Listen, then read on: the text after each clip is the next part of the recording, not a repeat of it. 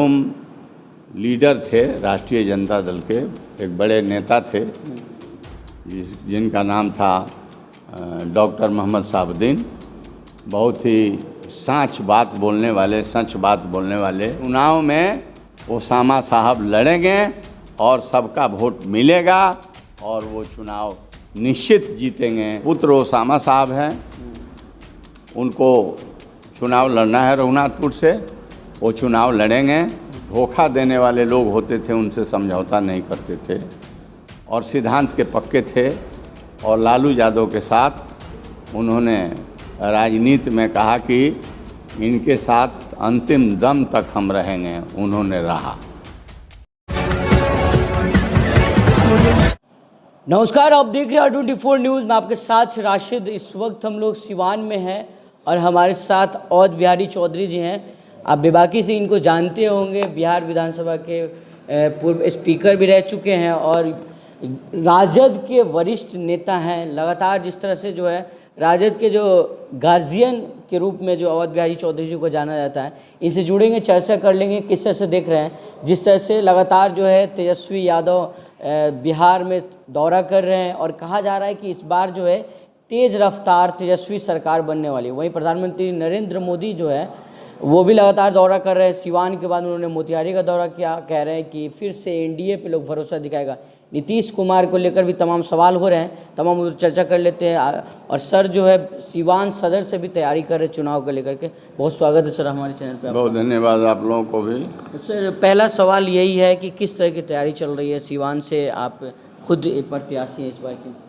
चूँकि हम नए नहीं हैं, राष्ट्रीय जनता दल के जो इसका फाउंडेशन पड़ा उस ज़माने से और उसके पहले से मैं बिहार विधानसभा का सदस्य रह चुका हूँ। और 2025 का चुनाव संभवतः अक्टूबर-नवंबर में होने की संभावना है। तो चुनाव किस तरह से जीता जाए, इसके संबंध में जो हमारे काम करने के और चुनाव जीतने के जो तौर तरीके रहे हैं, उस तौर तरीके से मैं अपने क्षेत्र के 105 बिहार विधानसभा के जो हमारा मतदाता है, तमाम लोगों से बराबर संपर्क में मैं हूँ। या तो बैठक बुला करके लोगों से बात करना या उनके घर तक जाना, उनके गांव तक जाना, यह काम मैं बराबर करते रहा हूं और इस बार भी कर रहा हूं। क्योंकि हम लोग सिवान में हैं, सिवान शहाबुद्दीन के बिना अधूरा माना जाएगा। आप भी उनके साथ राजनीति किए। अभी उनके बेटे जो चुनाव में उतरने वाले हैं कहा जा रहा है, उनका कैसा समीकरण दिख रहा है और किस तरह का आप लोग? हमारा समीकरण है,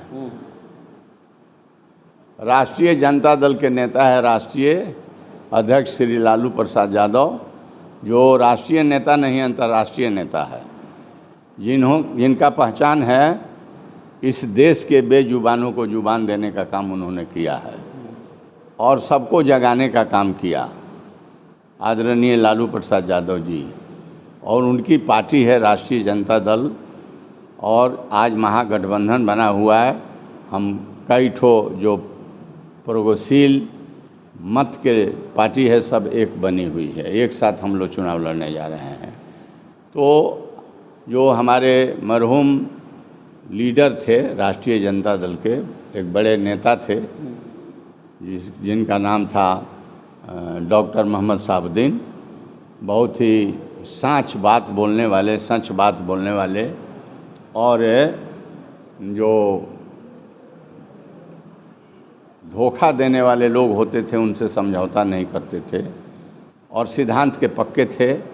और लालू यादव के साथ उन्होंने राजनीति में कहा कि इनके साथ अंतिम दम तक हम रहेंगे, उन्होंने रहा। उनके पुत्र ओसामा साहब हैं, उनको चुनाव लड़ना है रघुनाथपुर से, वो चुनाव लड़ेंगे।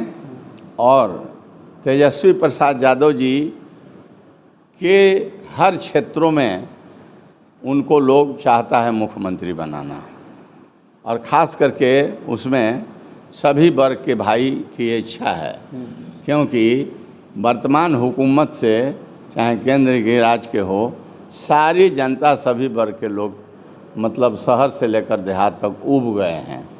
इसलिए वोट जो है ओसामा साहब को राष्ट्रीय जनता दल महागठबंधन की मिलेगी।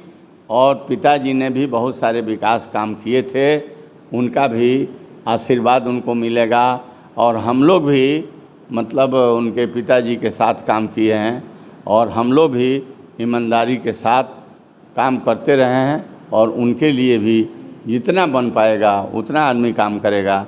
चूँकि हर क्षेत्रों से राष्ट्रीय जनता दल महागठबंधन के प्रत्याशी जीत कर जाएंगे, तो हम लोग बिहार में तेजस्वी प्रसाद जी को लीडर चुन करके बिहार विधानसभा में उनको हम लोग मुख्यमंत्री के रूप में बैठाने का काम करेंगे। इसलिए चुनाव में ओसामा साहब लड़ेंगे और सबका वोट मिलेगा और वो चुनाव निश्चित जीतेंगे, इसमें दो मत नहीं है। बहुत शुक्रिया सर।